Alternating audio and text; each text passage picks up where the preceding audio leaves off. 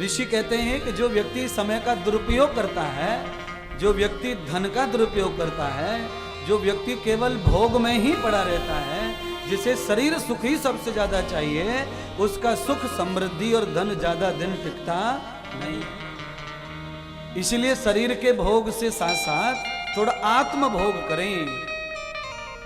मैंने 3 दिन पहले कहा था, तेन तक तेन भुंजी थाम, दुनिया के सब सुख भोगो पर कुछ त्यागने का भी भाव रखो। महीने 2 महीने बच्चे त्यागो, महीने 2 महीने नौकरी त्यागो, महीने 2 महीने ब्याज त्यागो, महीने 2 महीने भोजन त्यागो, महीने 2 महीने मलमूत्र सही करो, महीने 2 महीने गांव त्यागो, महीने 2 महीने देश त्यागो। कुछ कुछ त्याग करते रहो। हमेशा साधु नहीं रह सकते, कोई बात नहीं, कभी कभी साधु हो जाओ। 4 महीने ही तो वर्षा होती है साल में, 8 महीने वर्षा नहीं होती।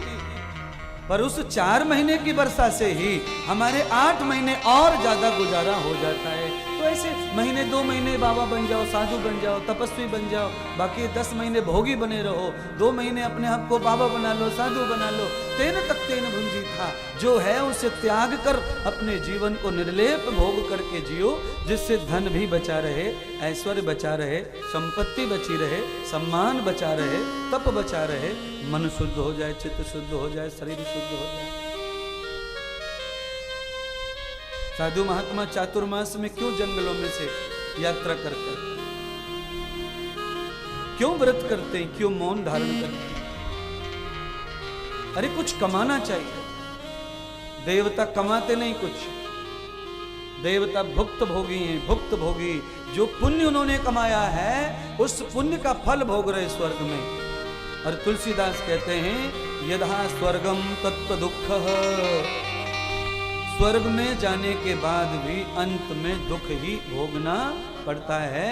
इसीलिए स्वर्ग में जाने की ज्यादा इच्छा नहीं होनी चाहिए। स्वर्ग में भी अंत में दुख ही है। अच्छा, तुम लोग स्वर्ग गए भी मानो तो स्वर्ग में तुम्हें राजगद्दी तो नहीं मिलने वाली, इतना तो पक्का है। 100 भागवत जो कर ले उससे राजगद्दी मिलती है।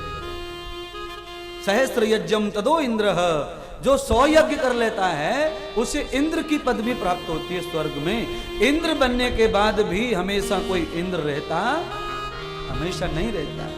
पुण्य समाप्त हो जाएगा, फिर गरीब हो जाएंगे। हमेशा दिन किसके एक जैसे रहे। इसीलिए मैंने कल कहा, संसार सत्य है, पर संसार का जो व्यवहार है वो सत्य नहीं रहता, वो बदलता रहता है। इसीलिए संसार को ज्ञानी लोग झूठ से ही देखते हैं। ये झूठा है, ये झूठा है, यहाँ कोई किसी का नहीं है, ऐसा मानकर उससे टालते हैं, दूर करते हैं खुद से। वो जानते हैं कि झूठ नहीं है संसार, पर वो झूठ मानते हैं क्योंकि वो लिप्त नहीं होना चाहते, क्योंकि व्यवहार से झूठा है संसार। मान लो आप अपने रिश्तेदार की मदद कर दो और एक दिन आपकी इच्छा हुई कि आपने मदद की थी, अब वो खाता पीता हो गया है तो वापिस करवाए। अब वो वापिस नहीं कर रहा है मानो, तो बताओ अब आपका और उसका क्या जमेगा कि नहीं जमेगा? बताओ। मेरे हिसाब से तो नहीं जमेगा। नहीं दे रहा है तो मत दे, पर तू हमारे घर नहीं आना, हम तेरे घर नहीं आएंगे, खा ले हमारा। देख लो। और जब मदद की थी तब लेने के भाव से की ही नहीं थी।